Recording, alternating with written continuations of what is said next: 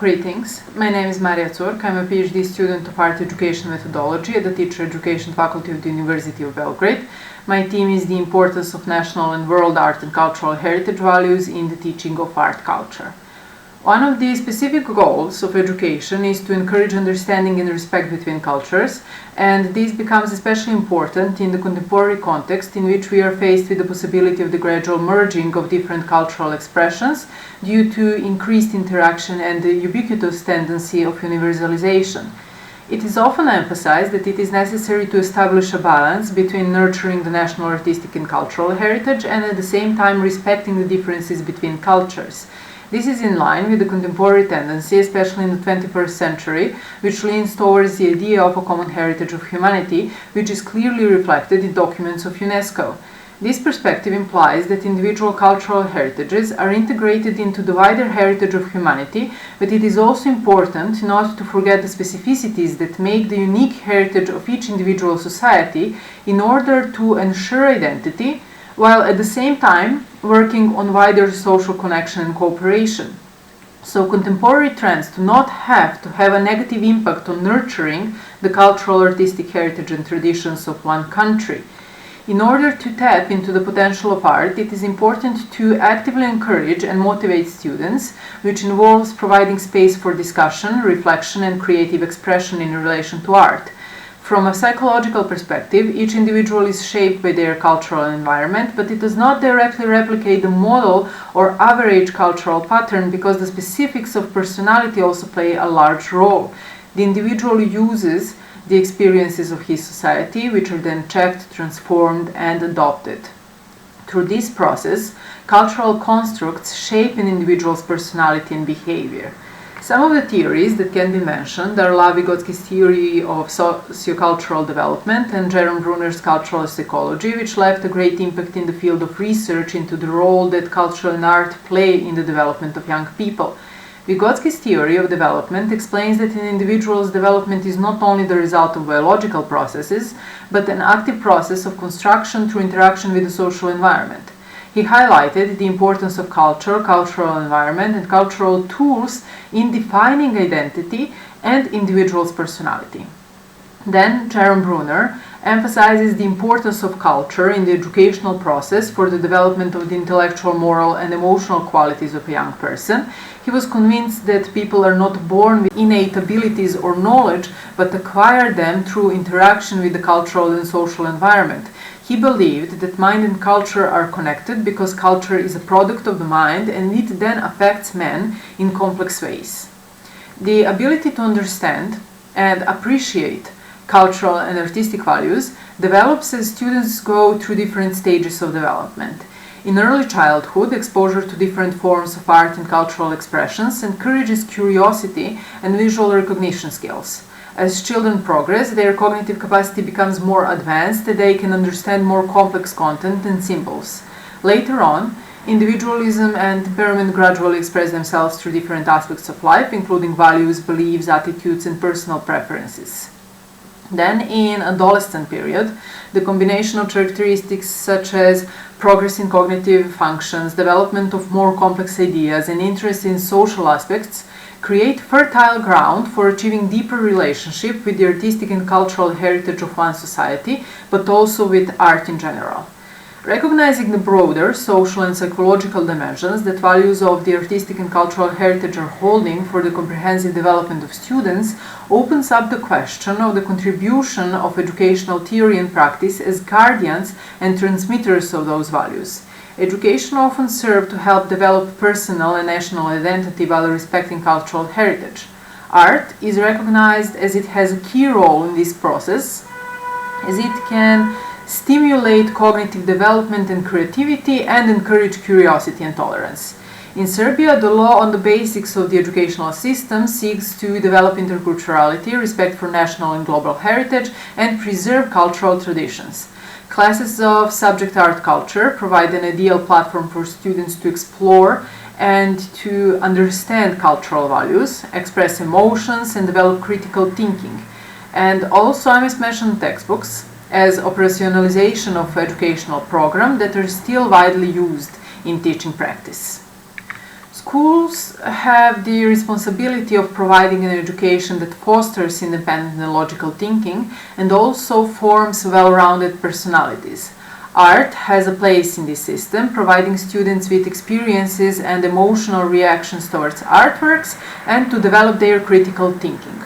Quality representation of the values of cultural and artistic heritage in primary school has a direct impact on forming students' cultural identity and their understanding of heritage. So the goal of the conducted research is to determine the views of art teachers about the importance given to those values and to point out the awareness of educators about the need to focus on the problem of how to present those contents. The data were collected using the questionnaire for teachers, which was prepared for the purposes of the research.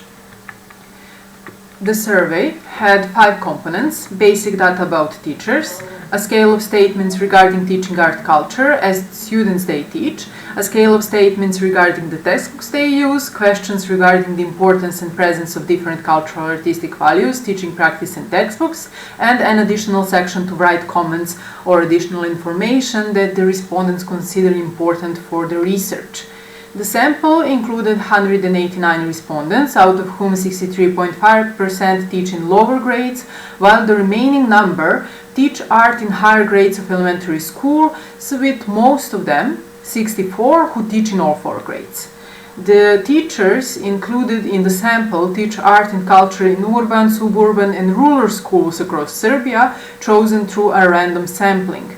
Tables are showing the distribution of respondents according to educational backgrounds and their years of experience. Results revealed that the majority of teachers only occasionally used textbooks, while 45 respondents, or 23.8%, use the textbook regularly, and 4 of them do not use the textbook at all, which is 2.1% of the sample. Majority of the respondents, 149 of them, believe that adequate presentation and greater presence of national, cultural and artistic values in teaching is extremely important. Similar tendencies in the results are also shown by the answers to the question to what extent the respondents consider that knowledge about national culture and art is important for children of school age. So, 149 respondents, or 78.8%, fully agree with that position, while none circled that they did not agree with the position at all. When asked whether they believe that the national heritage is sufficiently represented in the curriculum and textbooks of art culture, 112 respondents, which is 59.3%, declared that it is not enough, and 77 that it is. However, when asked about the adequacy of the way of presenting those values in textbooks, 65.1% believe that this goal has been partially achieved, 20.1% that it is, and 14.8% that it is not. An interesting thing is that 101 respondents noticed that the culture of one social group is dominant in textbooks, which is 53.4% of the total number of respondents. Out of that number, 68 of them gave an answer to a related open-ended question in which the respondents can write the art of which area they perceive to be the most represented. Respondents who wrote the art of the rest of the Europe is dominant often singled out the art of France, ancient Greece and Rome. 8 respondents answered the rest of the world, which is not a precise enough definition. 2 out of 6 answers in which Serbian art is mentioned as dominant can be considered debatable, since when asked about the representation of the national heritage in the program art textbooks, the respondents gave opinions that it was not sufficient and not adequately represented. And when assessing the representation of the value of the world's cultural and artistic heritage, they assessed that these contents significantly prevail in the program and textbooks.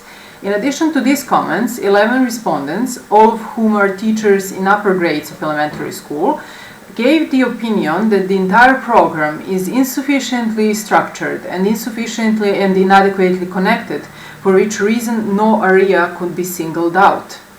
When comparing the data on this graph, which shows the views of the respondents on the frequency of occurrence of content related to national and world art and cultural heritage elements, it is noticeable that the respondents notice a difference in the occurrence of the mentioned content. The next graph shows the degree of agreement with the statements related to the development of certain abilities of the students to whom the respondents teach art, from the degree of adoption of content, understanding of their importance, to connecting knowledge with each other as well as with the content of other subjects. On the histogram, the respondents' opinions are mostly distributed within the mean values without a significant statistical difference. On this graph, the degree of agreement of the respondents with the statements related to the textbooks they use in the context of their contribution to the achievement of certain educational goals can be compared. Distribution of the degree of agreement with the first two statements, which refer to the contribution of textbooks to the achievement of the educational goals of preserving and transmitting knowledge about the national artistic and cultural heritage and the goal of developing personal and national identity, is quite uniform. At the same time, when asked whether and to what extent the respondent believes that the textbook helps in fulfilling the goal of learning about world culture, 95 respondents or 50.3% believe that this goal has been achieved to a greater extent, and 40 respondents, which makes 21.2% of the sample, believes that this goal has been fully achieved. If we were to compare the data from this graph with the data from graph that has been shown before, the curve of the answer to this third question would coincide to a greater extent with the curve of the assessment of the frequency of occurrence of content related to world heritage in art education. Respondents were also asked whether the textbook deals with current art problems and events on the art scene, and this is how the results were distributed according to the degree of presence of these contents in the textbooks, where the curve is falling down towards opinion that there are enough. Those results point to a possible need for a broader connection of content and making parallels with the time in which students live.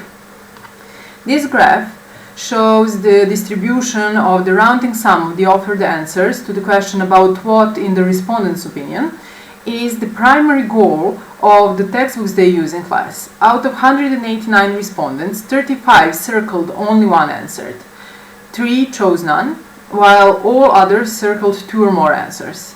The size of the sample on which the research was carried out requires caution when drawing conclusions, since a larger sample would give a more realistic picture considering the number of teachers who are currently practicing in schools in the Republic of Serbia. It can be concluded that fostering knowledge about the artistic and cultural heritage of one society, especially connecting with the world, universal values in contemporary context, is not only a choice, but also the responsibility of the educational system, schools and educators. In an additional open question for comments that might help form a more complete picture of the situation or events within the frameworks of the teaching process, several comments were related to the insufficient representation of national art, inadequately explained contents, and the need to initiate changes in policy of the approval of textbooks. The need for a better and wider selection of visual displays, as well as the fear that content that does not constitute culture is flooding the media and society, which is why more effort is needed to influence the development of critical thinking in students, creativity that would be applicable in all fields of life, and creating future consumers of art. Some of the comments show the willingness of teachers to make efforts to improve the quality of teaching for the sake of the students' well-being. Some of them praise the textbooks they use for the seriousness in approach to the material, mostly by the teachers of students in lower grades. It can be said that the attitudes of the lecturers and the opinions expressed also indicate the attitude towards the subject they teach. The elements of artistic and cultural heritage are not only an object of cognition, but also carry the potential to encourage the development of complex forms of thinking, to serve as a mediator in the socialization and emancipation of students.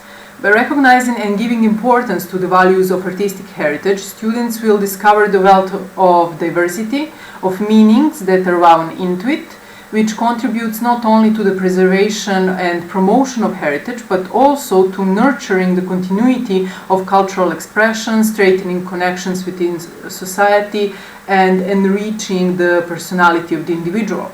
The study of cultural heritage not only brings us closer to pastimes and values, but also encourages us to think about contemporary achievements and how they fit into the continuity of culture.